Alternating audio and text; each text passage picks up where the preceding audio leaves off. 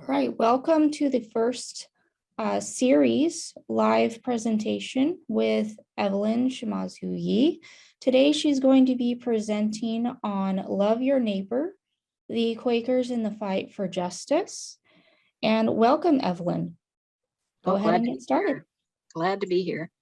Before we start, I want to just put out a little disclaimer here. So if you'd all read over it before we start. Some of the items in this presentation may be disturbing to you. If you think that you will be disturbed or sensitive in hearing, seeing, reading accounts of violence, death, portrayals that have racial slurs or are stereotypic of any racial or ethnic group, please discontinue watching at this point. All items in this presentation are based on facts from oral interviews and reliable academic resources. This material is deemed appropriate for college audiences. Thank you. I'd like to welcome each one of you to Love Your Neighbor, Quakers in the Fight for Justice. This picture actually is a picture of the Friends headquarters, and I'm still researching to find out where it was located. So that's part of my job. The source that I received this from was written in Japanese. And since I don't read Japanese, I have to get a translator to find out exactly where this was located. I do see one familiar face right here, Lydia Kamek, and I knew that she was involved with people in the San Dimas area and in the Whittier area. And so I have a feeling it's pretty local. So this is a very interesting photo. It shows Japanese Americans who were part of the Quaker Church way back when. And they were quite active and very, very united with the non-Japanese Friends. The goals and objectives of this presentation is to educate and bridge a better understanding between, I can't see here, between peoples when sensitive topics of historic diversity come up, to invoke thoughts toward the peace of unifying faith that will surpass time in many different yet sincere spaces, and to assist in the healing of wounds surrounding diversity research and ministry. Topic of discussion, Japanese Americans, World War II, and Quakers.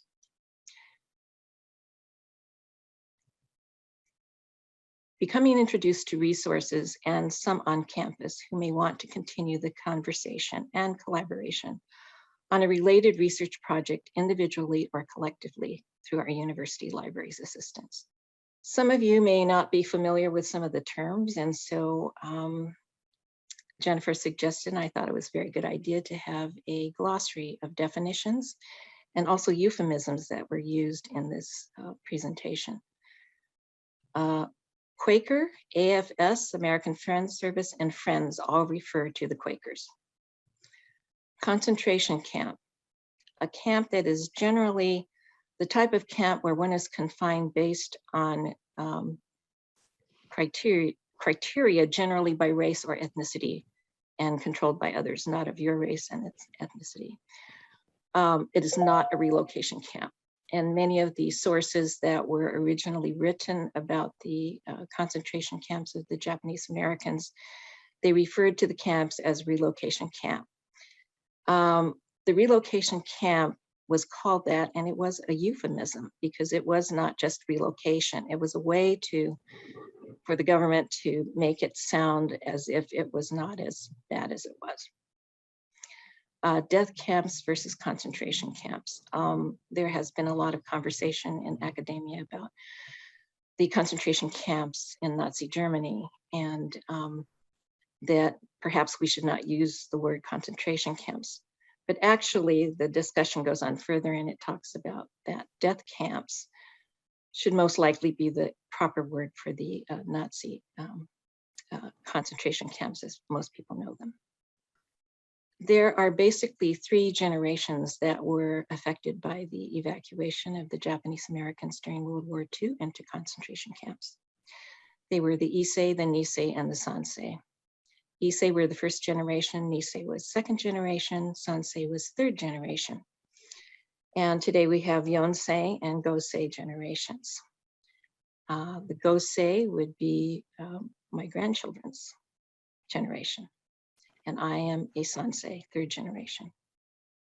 My parents were Nisei, second generation, born in the United States. And my grandparents were Issei, first generation. The terminology Nikkei notes that persons who may be a multiple generation American citizen by birth and have ancestors from Japan but may not know any history, generally does not have active ties to any allegiances there, and generally not living in Japan. An example would be persons born in the United States, many never having visited Japan. Nikkei can also be living in Brazil or any other country growing up and may not be able to speak Japanese or relate to the culture and have all or most of their life away from Japan. Okay, scripture. A reminder of the basics. This is from Matthew 22, 36 through 40. Teacher, and I put the word sensei, which is the word for teacher in Japanese, which is the greatest, sorry about that. Which is the greatest commandment in the law? Jesus replied, thou shalt love the Lord your God with all your heart and with all your soul and with all your mind. This is the first and great commandment, and the second one is like unto it. Thou shalt love thy neighbor as thyself. On these two commandments hang all the law and the prophets. Again, Matthew 22, verses 36 through 40. Are you a Quaker? And if not, why did you decide to speak on this topic? No, I am not a Quaker. I'm a Free Methodist. And these are the points of similarity I have observed in both the Free Methodism and Quakerism. A focus on holiness. They are supporters of equity and supporters of women contributing to ministry. And both groups greatly assisted Nikkei in the camps. Nikkei meaning Japanese Americans who were not born in Japan. I do not claim to be an expert on Quakers, nor a theologian, just a fellow academic sharing life experiences and what academic insights I have learned and resources I have researched in the area of faith, history, and diversity. How do you feel about the topic and the word justice? You used it in your title.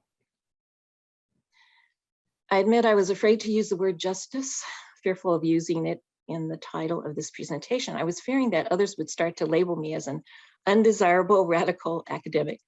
But I believe that God has now convinced me that justice was his invention, and that justice, was his invention, and that justice names him as the ultimate judge of what I do and who I am. And I believe that justice is a topic for all Christians, and we need to address this for ourselves introspectively. How did Quakers start becoming God's hands and feet, and how were they light to the oppressed? I'm starting out here with George Fox, who was more or less the founder of Quakerism. George Fox was a leader in the 17th century Christian awakening from which came the Quaker movement, now known as the Society of Friends, or the Friends Church. And during civil strife between royalists and parliamentary forces, the movement spread rapidly across England and in American colonies in spite of harassment under the Commonwealth and Restoration governments that brought property loss, imprisonment, and sometimes death. This information was brought to you by George Fox University with their permission. And Quakers were pacifists. At one time, Fox was thrown down the church steps, beaten with sticks, and once with a brass-bound Bible. I will repeat that since we had some noise there and somebody's recording this so we can edit out some of the noise. Make sure that your computer is on mute. Quakers were and are pacifists. Fox was thrown down church steps, beaten with sticks, and once with a brass-bound Bible. He refused to be intimidated, and his courage and physical stamina gave credibility to the central theme of his preaching: the power through Christ to live a holy life. So he actually spent 6 months in Derby jail. And when he was offered release, if he would accept a commission in Cromwell's army, Fox refused, saying Christ has brought him to the covenant of peace, and for this he was jailed another 6 months. Okay, who are the Quakers? They're often called children of light, publishers of truth, and the camp of the Lord.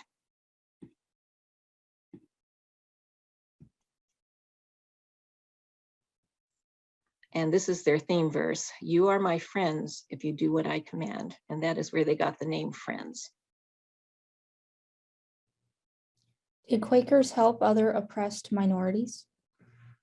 Yes, they reached out to African American slaves, Mexican immigrants, the Chinese, and Native Indians. They started institutions of higher education, especially women's colleges, such as Bryn Mawr College for women. Quakers also believed in equality and the value of each person as a creation of God. Northerners and abolitionists quickly deployed relief organizations such as the Friends Association of Philadelphia for the aid and elevation of free men. I'll let you read the rest yourself.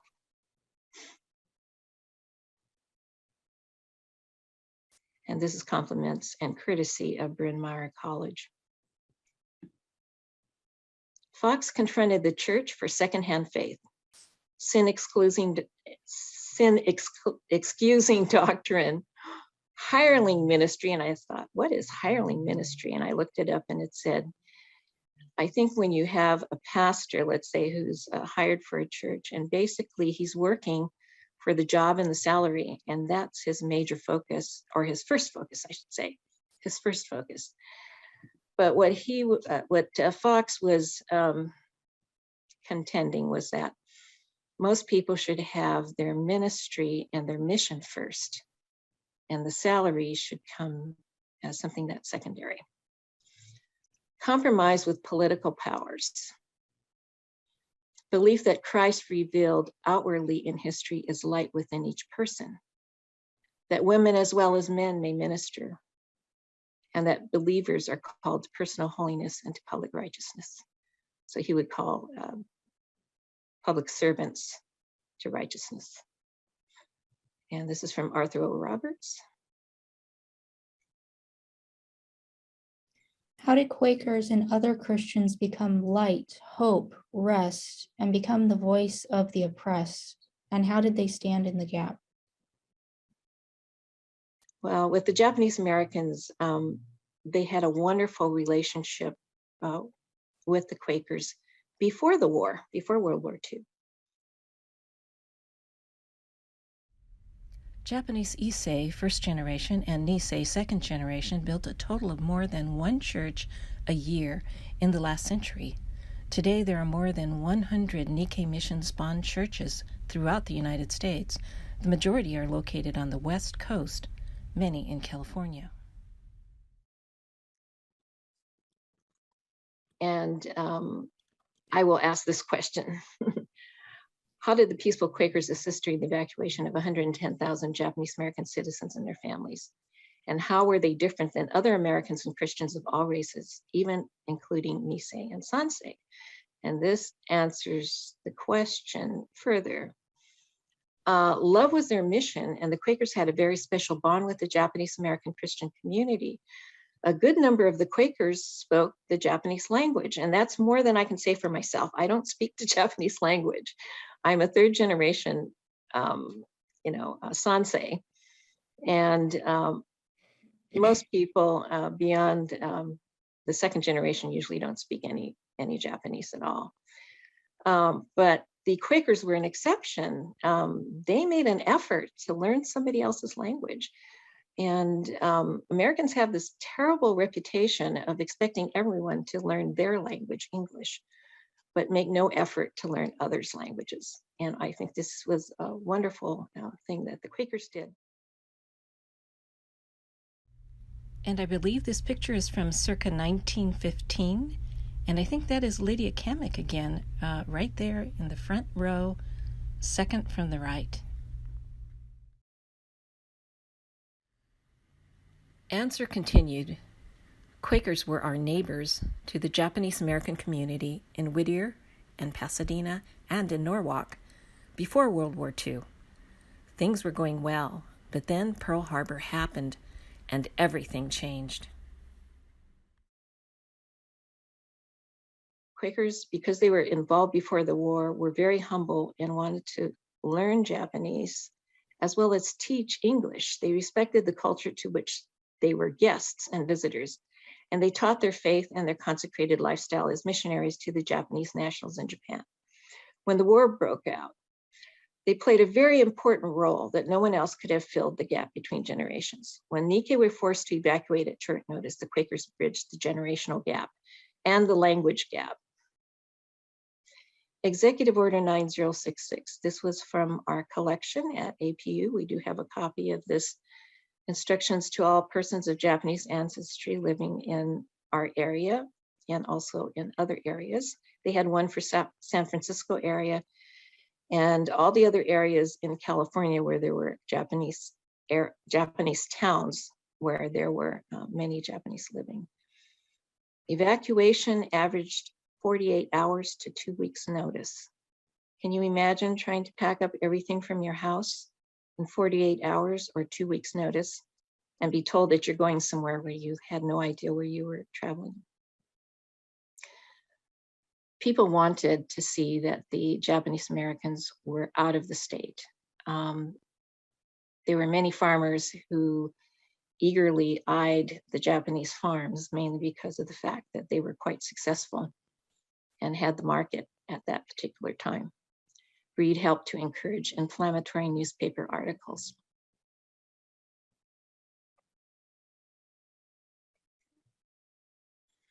Before the Japanese Americans were put in the camps, the assembly centers were put together. These were temporary housing. One of them was the Santa Anita racetrack. And at the Santa Anita racetrack, I took many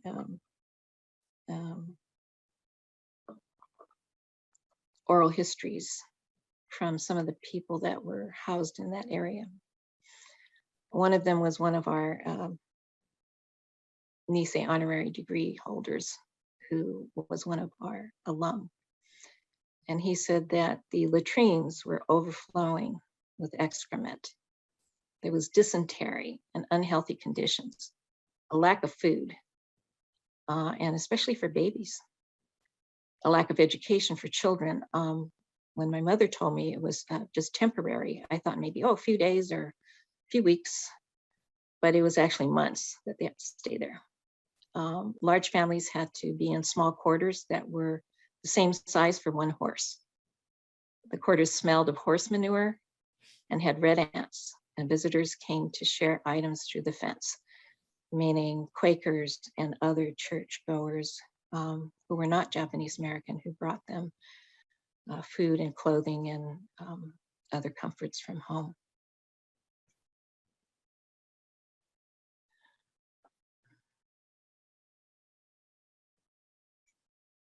Anyone who was 1/16 Japanese ancestry, even orphans, were forcibly evacuated as suspect of being spies, and orphans were included.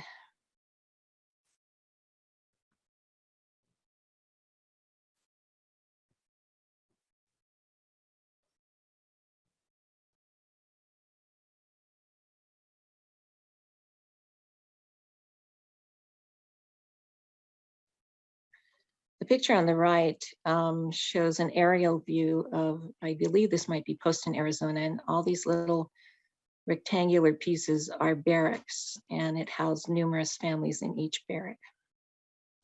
Each family was allotted a room about 20 feet by 20 feet.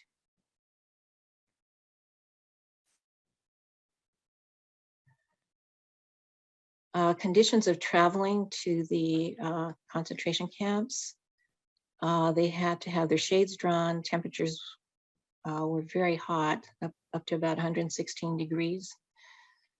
Many elderly and infants suffered from extreme temperatures from 30 below zero in the mountains of Wyoming to 114 degrees in the shade in Poston, Arizona. And here we see Quakers. There are Quakers here bringing food to the trains because there was no refrigeration and they didn't have any way to pack things, food and other things, not knowing how long that they were going to travel or where they were going.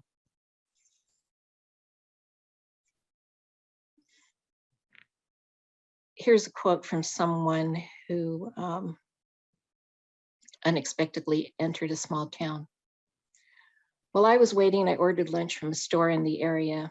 The owner of the shop turned to his customers and said, "You shouldn't buy anything from the Japs yet. They will have to leave in a day or two, so they'll be forced to sell their stuff for cheap." And this is a picture of one of the Japanese Americans' fruits and vegetable stores. And they put a sign out to let everybody know that they were Americans.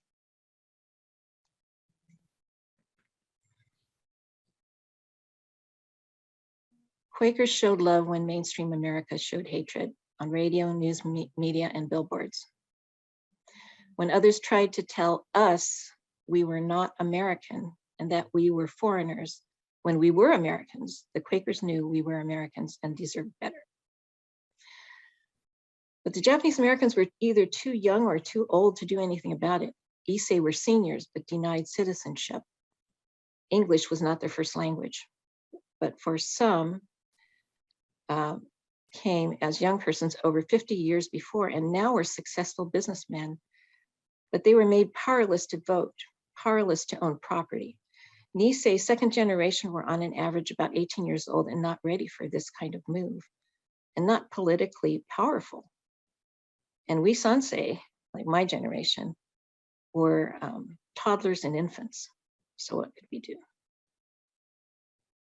This is an aerial view of the 3 Poston concentration camps, Poston 1, Poston 2, and Poston 3. And this is a map of all the different barracks. You can see the little rectangular pieces again. This is of one of the 3 camps. And restrooms were all located in a separate building. So if you have to get up in the middle of the night and go to the bathroom, you have to put your clothes on and go walk a distance in order to use the bathroom. This is the annual Pacific Coast Japanese Free Methodist Conference. It was held at Azusa Pacific University. You can see right here. Some of you might recognize the area. The building is different. This is the administration building. Back in 1947, this was after camp. Dr. Haggard right here in the picture with Dr. Burnett are there next to Frank Omi right here with nice dark black hair. Frank Omi is here in this picture right over here at the arsoning of one of the churches, which is my church. And it was rebuilt, and this is the new building that was rebuilt. And he is standing here with Reverend David Shigekawa, who is right here in this picture as a young man coming out of camp. But he is now here, an older gentleman. And this is my mother right here, my grandmother and grandfather. And this was taken by my grandfather's homemade camera. He actually ordered pieces of things from his friends and the Sears catalog and constructed a camera and got film paper and made his own pictures with this camera. And that's how we got this picture. Many of the photos that you see that were put out by the government were posed. People were dressed nice. They were sitting inside these rooms that looked like a regular home, had bookshelves with books on them. People were smoking pipes and playing chess. These were all orchestrated pictures. So you really can't go by the pictures that the government put out. This is a real picture right here. Oh, this is Reverend Kashitani and his wife and son who celebrated his 7th birthday at camp. And here's the tarp paper building in the background.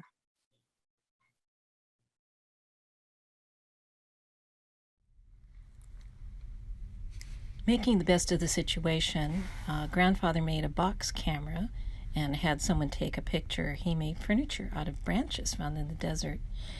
And the government photos, many of them that you see, were posed or were taken at the very end of camp when the Japanese Americans had fixed up the camp to make it look nice. And this barrack picture was not a posed picture. This was one that was taken with my grandfather's camera that he constructed.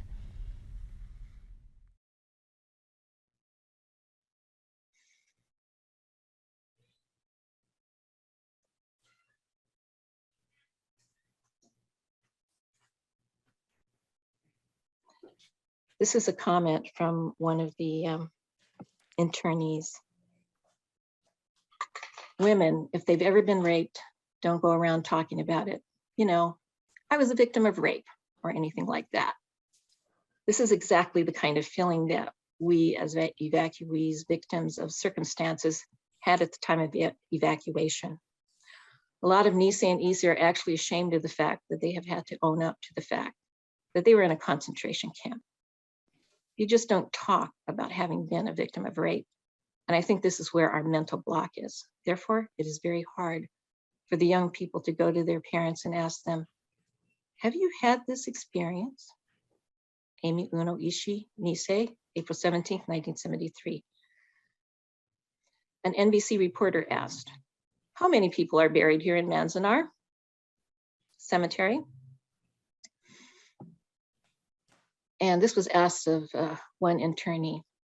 And his response was, a whole generation of Japanese, which he meant Japanese and Japanese Americans, who are also now so frightened that they will not talk. They're quiet Americans. They're all buried here. And this was reported by Sue Embry, Nisei, November 15, 1973. Here's a film, but I don't know if it will show. We tried it earlier and it wouldn't work, so we're going to try it again. If it doesn't work, we'll just skip on to the rest.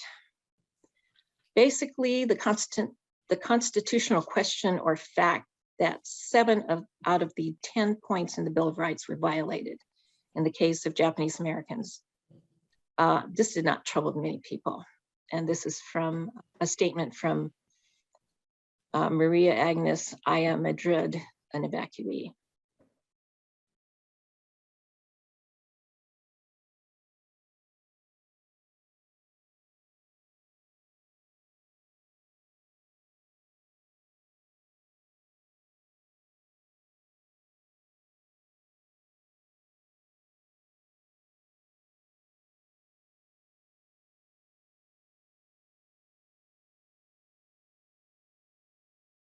Feel that this hearing has been long overdue, for I equate the evacuation with rape. A rape victim finds it very difficult to talk about it and suffers from shock. And I think that we have been through that period where it has been difficult to talk about. I've never been able to talk about this. More people have come up to me and said I must speak up. My children, even my own children, don't know that my brother was shot in the back. No one benefits when truth is silent. The bigots and uninformed demagogues and persecutors will become increasingly suppressive and abusive, attempting to diminish our characters through crude jokes and half-truths. I will be proud to be a Japanese, and I would want to be equally proud to be an American. I do hope my late father's ideals and expectations for this country will someday be realized. The redress we are seeking cannot return to us the years of unjustified imprisonment, emotional, mental, and physical hardships we endured, or any treasured possessions we were forced to sell or were stolen from us.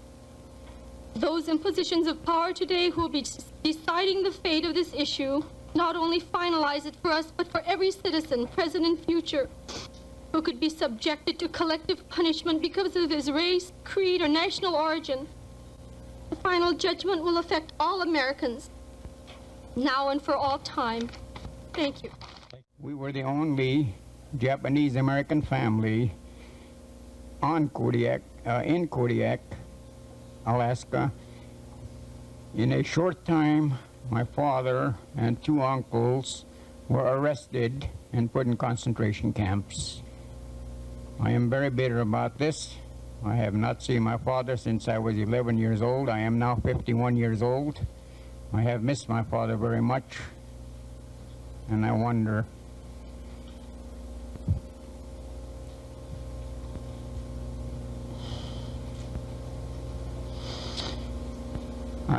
I wonder if he's alive today.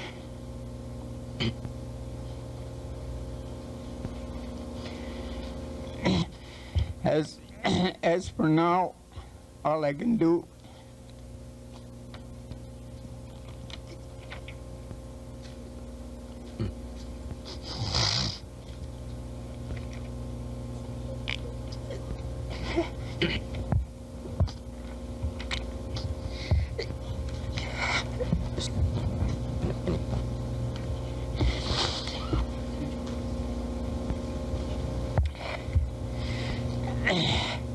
excuse me.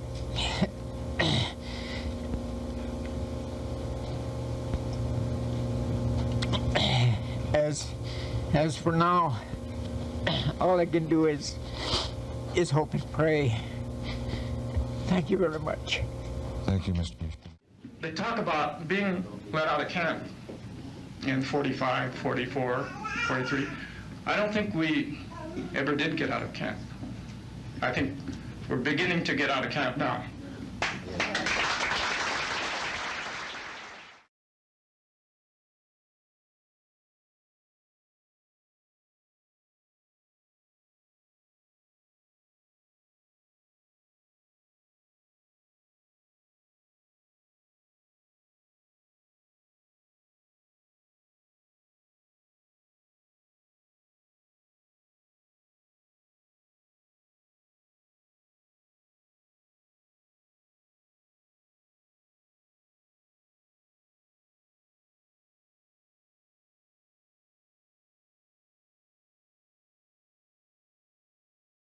And now in closing, I wonder whether you'd permit me one personal reminiscence, one prompted by an old newspaper report sent to me by Rose Ochi, a former internee. The clipping comes from the Pacific Citizen and is dated December 1945.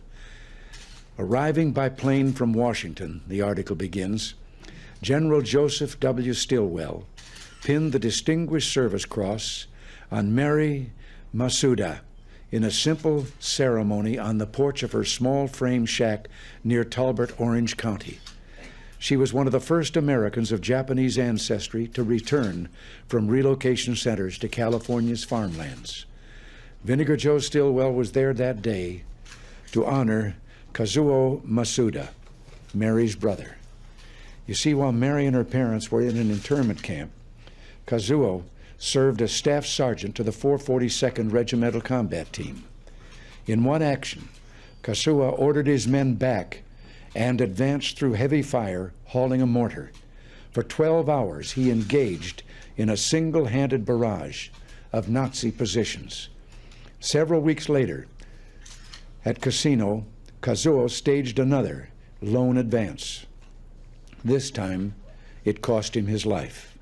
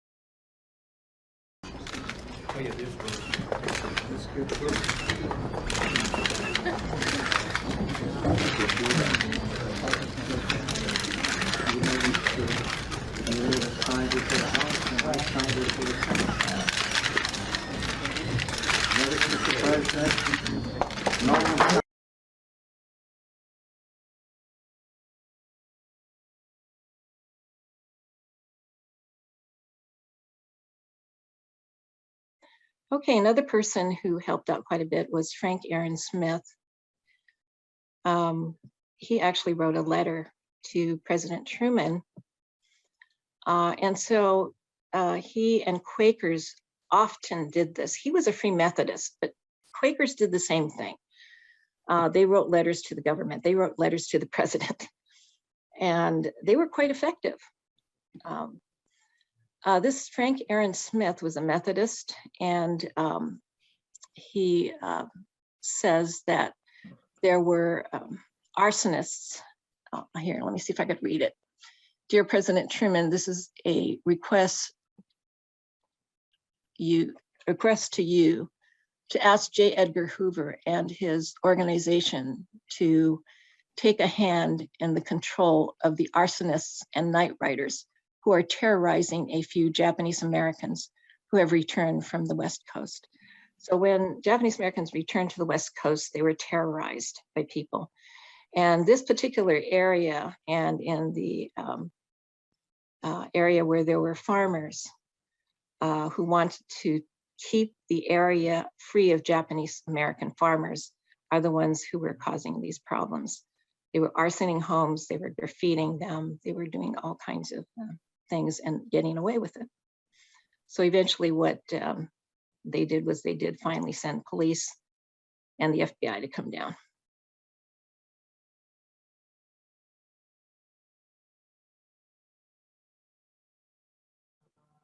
These were all the camps and the isolation centers. They call them isolation centers. Those were high security camps. Relocation center is not even called a camp, was a concentration camp. So anything where you see relocation center, WRA, that's what it was. And that's the use of euphemism that they used. Assembly center was the temporary holding concentration camp at Santa Anita and some of the other racetracks where people were kept inside of horse stalls. This is Herbert Nicholson at Manzanar. This picture was painted by a Japanese American woman, and she depicted Nicholson, who was a Quaker, driving to the different camps. And I think this particular one is painted at Manzanar. And he would come and he would bring clothing, other goods for the Japanese Americans there. He made numerous trips there and numerous trips to other camps. He also drove to Arizona, to post in Arizona, to the 3 camps there. Amazing man, man of God. His life consisted of early morning reading his Bible, sometimes for hours, and a very disciplined prayer life as well.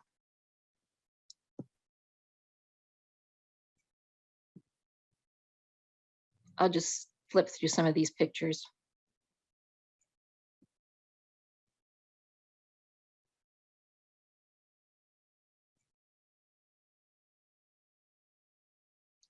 These are camouflage nets that some of the women at Manzanar had to work on for the war effort.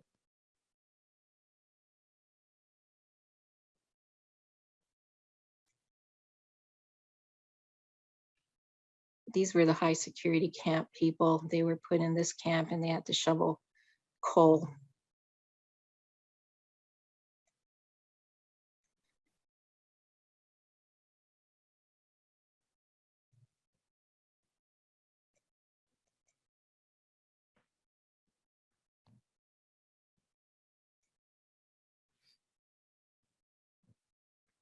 This was a cemetery, and they made their own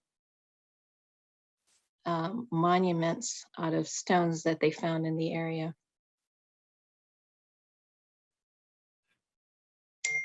Both of these had a date of 1942.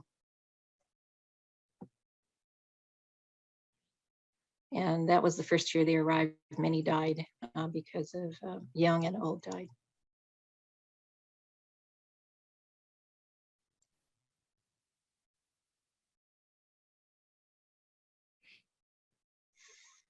There are many other denominations that also helped.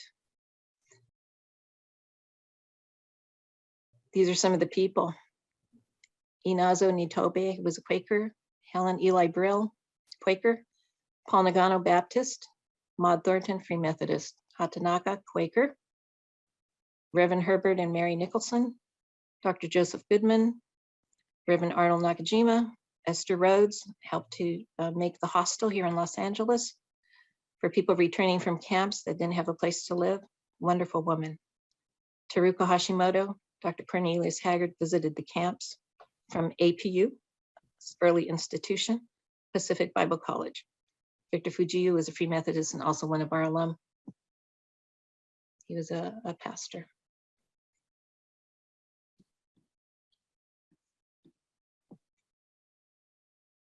Reverend Stanley Jones, some of you in theology know who he was.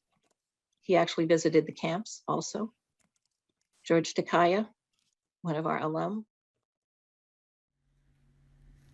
Floyd Schmo, who was the brother-in-law of Gordon Hirabayashi, fellow Quaker, and Reverend John Miyabe, longest-serving superintendent of the Pacific Coast Japanese Free Methodist Conference.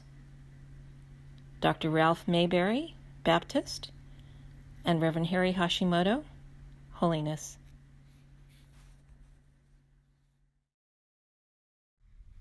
Christian churches, Free Methodists, Baptists, Presbyterians, Brethren, Congregationalists, and United Methodists assisted in many tangible ways, but most often people would almost say, especially the Quakers, made a big difference. They did. They persisted for years, showing genuine love above and beyond when America's mainstream showed us war, hysteria, hatred, and greed.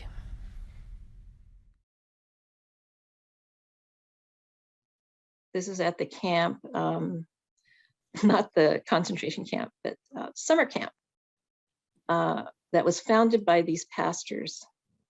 And they founded an organization, a mission organization called GEMS, J-E-M-S.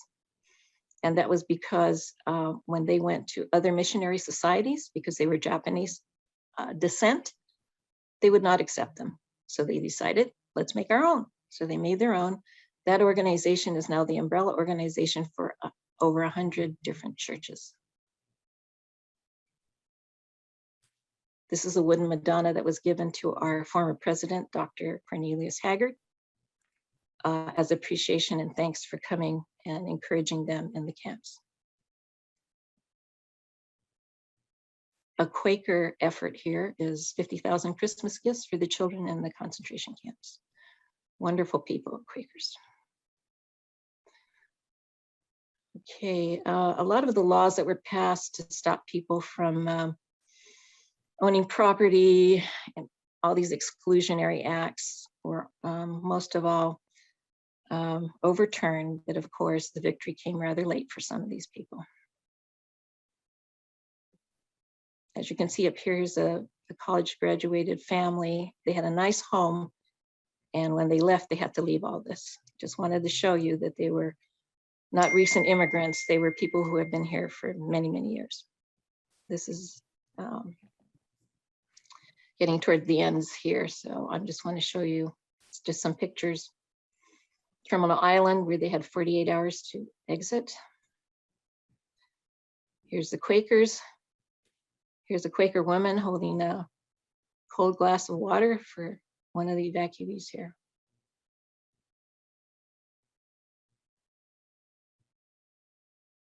Gordon Hirabayashi, if you want to hear about his history, just get in touch with me and I'll be able to tell you about him. He was a Quaker. Wonderful man. Brave man.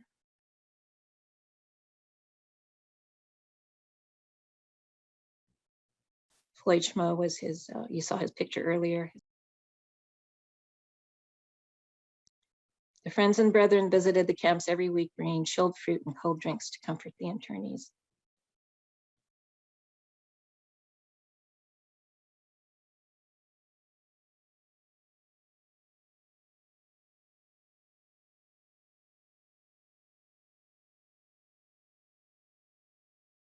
Helen Brill and Joseph Goodman were teachers in the camps.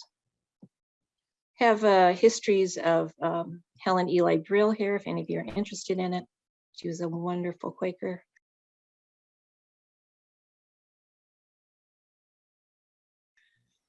And Joseph Goodman also, who was a teacher.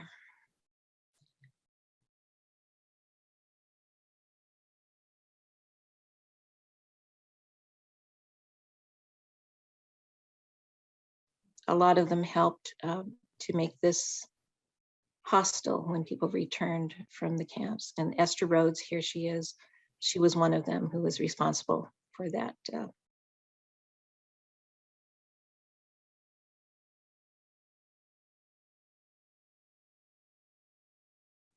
And Arnold Nakajima, one of our former alum.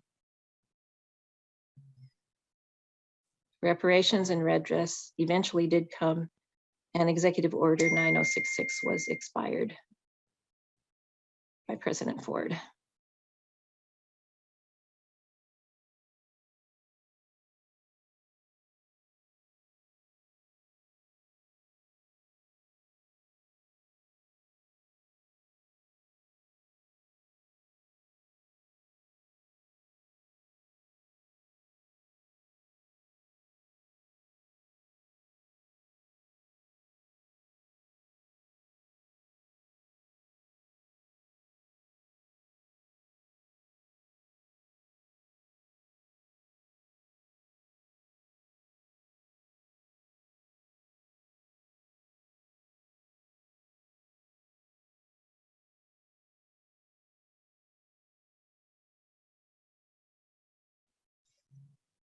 Okay, I'm going to skip all the way to the end.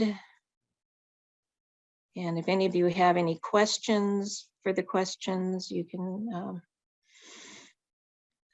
ask me at this time. Thank you, Evelyn. I was wondering if you could go back to that church image so that we can just look at the church image, because that's a beautiful Okay. one. All right, go back there. Okay. Okay. So thank you everyone for joining us, and thank you for understanding of the technical issues that we were having. Again, you will get a link of that video after the presentation has concluded, as well as an archive recording, especially for those that were not able to attend live. And with that, I just wanted, before we get into questions, I wanted to highlight what C. Lambert has said earlier in the chat, that Quakers also helped to rescue the Jews from the Holocaust in Europe. She just wanted to highlight that. And at this time, if you wanted to ask any questions, go ahead and type it in the chat. I'll be moderating or monitoring that so Evelyn can get those questions answered. So go ahead and open it up.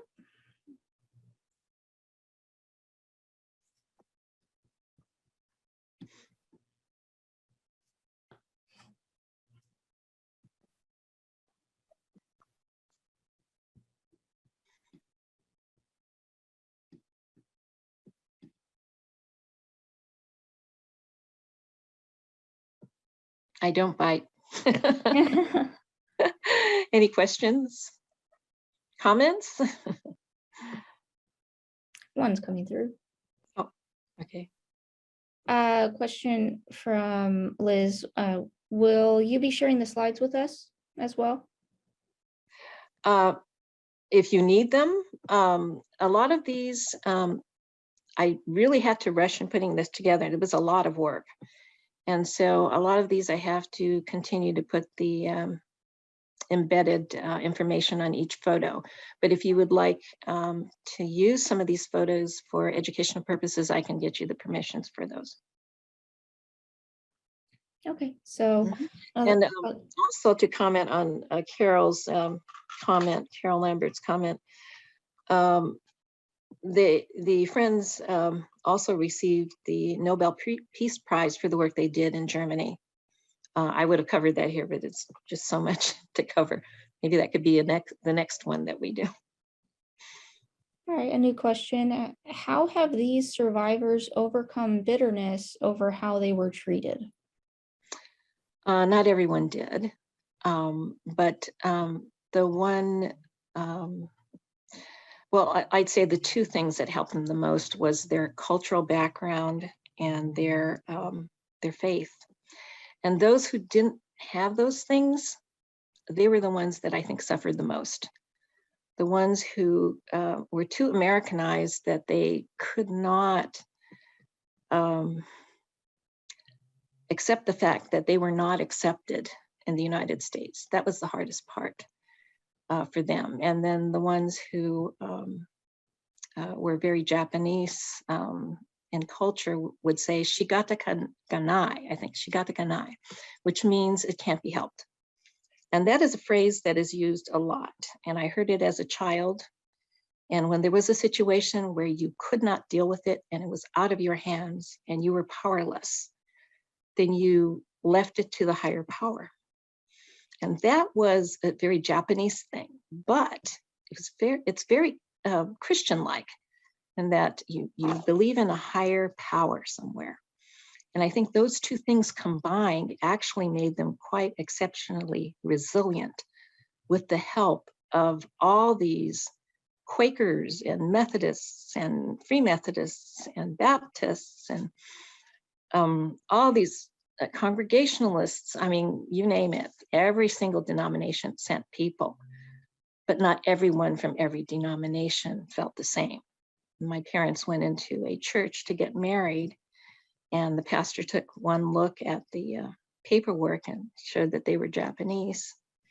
And he told them to get out of his church and not come back. And so not everyone was hospitable, but it was the ones, the handful of people who were faithful and did what God wanted them to do. They were the ones that made the biggest difference. And that is why the Japanese Americans survived. I think if it was any other minority, I don't think this would have happened.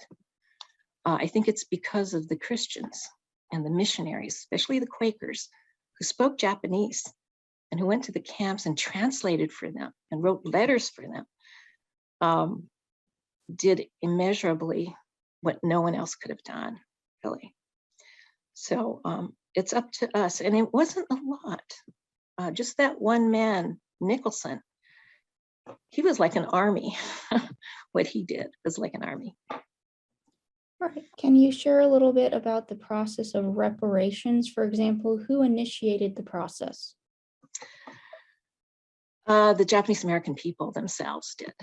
Many of the Japanese American, in fact, when the war broke out, I think the Japanese Americans might have been the ones with the highest level of college education at the time in the country, or one of the highest. And they actually had a higher average of college graduates in their ranks than white America, actually, at that time. But I think their numbers have fallen since then. But the young sansei who were like my generation, who were just starting college, and some of the Nisei who finally were able to become successful in business, were in the professional fields, doctors, lawyers, and so forth. And Senator Inoue. And, one of our first women senators also from Hawaii made a very big difference. And so they took things to court and they followed up on it. Now, the sad news is, and I will tell you this, anybody who's thinking about, oh, maybe we should try this for our group, it was quite a job. And time is an enemy. And it took them like 40 years just to get a trial. So you can imagine, with all that education and all those people and all the help, it took them 40 years to get anybody to even look at it. And so it's important to get people in government, important to get people to be your voice in different places. I mean, for those of you who are looking at things like that, these kinds of things need to be, I don't know, it's up to God. I really think God is the answer. I think the reason why they were successful was because there were so many Christians, a lot of people praying. we have over, like I said, we have over 100 churches, Japanese American started churches, mostly in California. Next comment from Carmen. Evelyn, thank you for doing this presentation and research. I understand not all Quakers consider themselves Christians, but there seems that there's a lot we can learn from Quakers regarding social justice. Can you talk about the relationship between Quakers and the Japanese community today? What has happened is that the Japanese Americans really were very autonomous. And what happened was the other churches who were not Quaker, the major denominations wanted, and this is still happening today, wanted this minority group to break up their ethnic churches and to join the white church. Okay. They thought it would be good for the Japanese Americans. Unfortunately, this was, I mean, it was, they meant well, but that was not the answer. They really needed to have their own autonomy. After what they went through, they had to have control over their own churches. And so they made their own segregation. But they did commiserate with other white pastors and churches quite extensively, and still do. But they still maintain much of their separateness, and for good reason at the time. Now I think things are changing, and that is why I'm doing this kind of history, because I think the Japanese American church is going away, because Japanese American people are very different than the rest of the Asian community. They've experienced something quite different, and I think that they understand diversity more than many other groups. I'm not saying everybody does in the group, in that group, but they definitely are integrating their churches very extensively right now. And pretty soon there will not be a Japanese American church, with the exception of a Nichigo division, which speaks Japanese. And so I hope that answers your question. Right. Another question here. When I was doing research on Ruth Esther Smith, Friends missionary from California, I discovered that the California yearly meetings of Friends was very local, in opposition to the alien laws in the 20s. Did you do any research on that part of the Quaker involvement? The part of my involvement was just with the Japanese Americans. That is actually enough for me. I'm not a theologian. And the only reason I got into this was because of the, God just brought me into looking up the history of the Japanese Americans. So I went to the theology library, our wonderful theology library, and I sat there and I read through about, let's see, how many years? 1942 to 1947, was that 5 years? I sat there for hours. And I read through the yearly minutes that we have in our library. And quite interesting, quite interesting.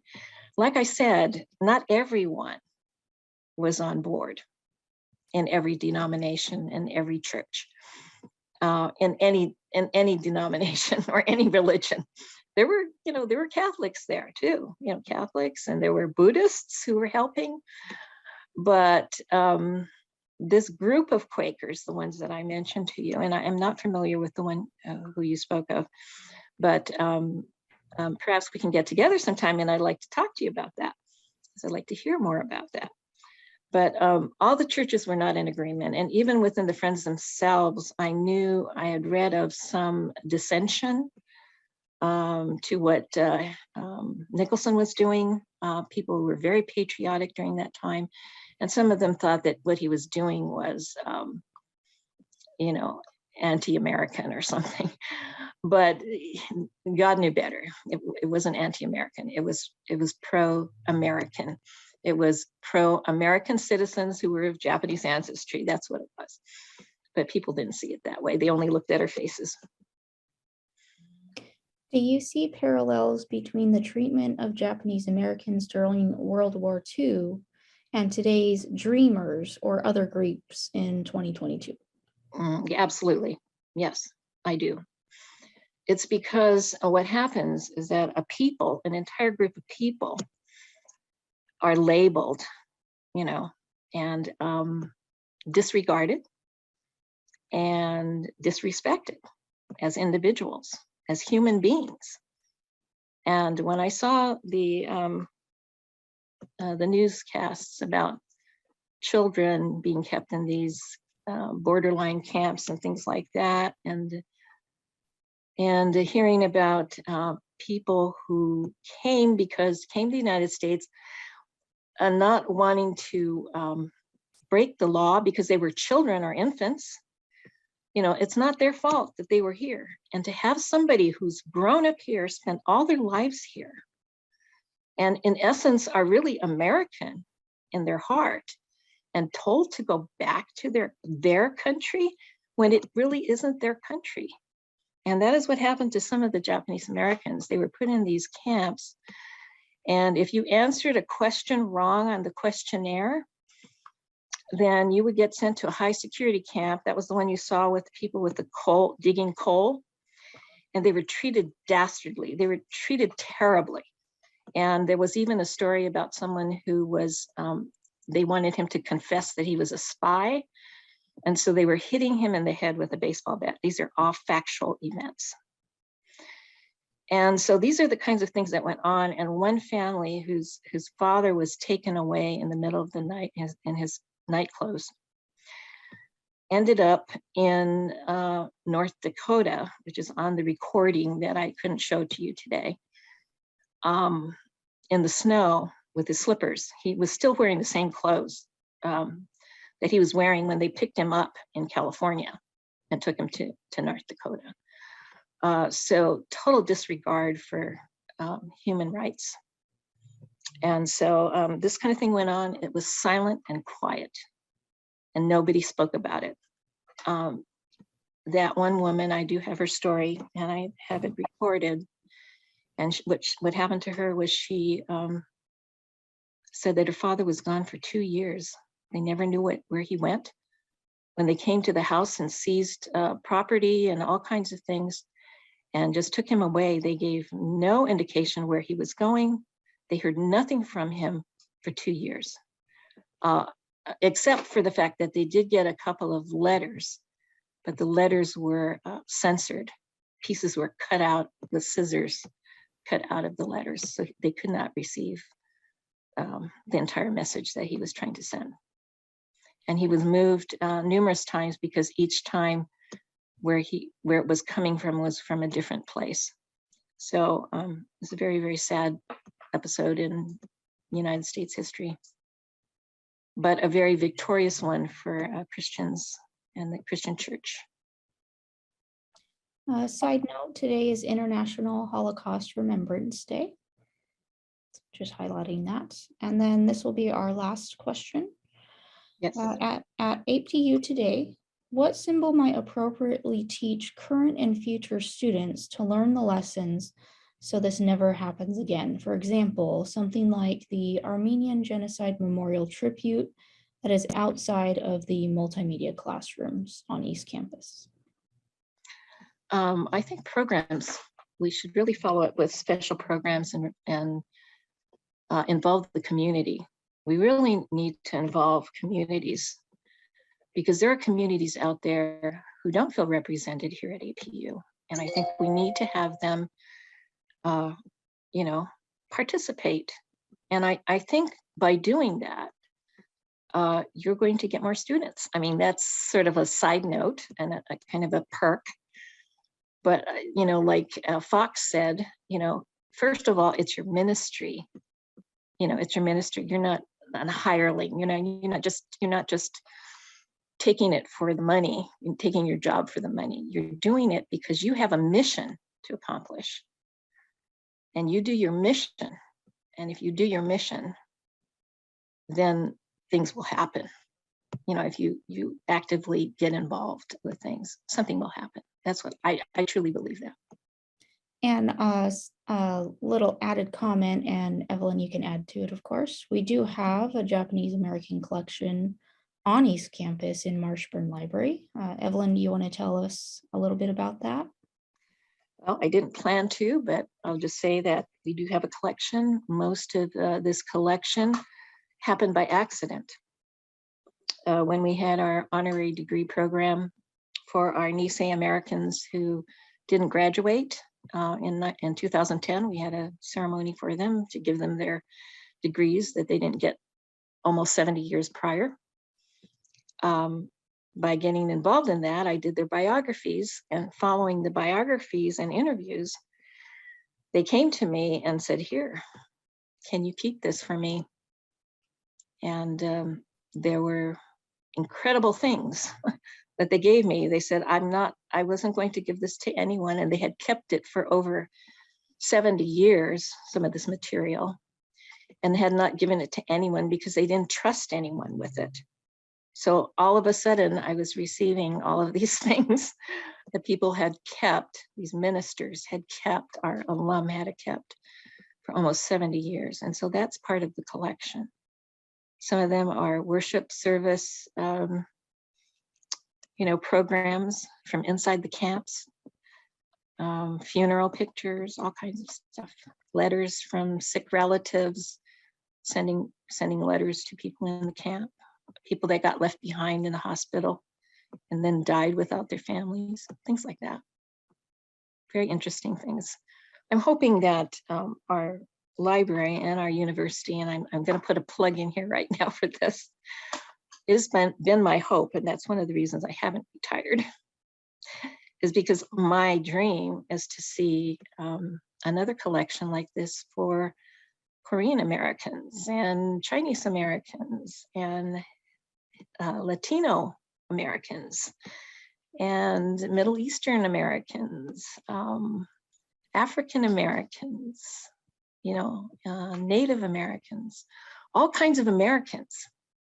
That's what I'd like to see. Thank you, Evelyn.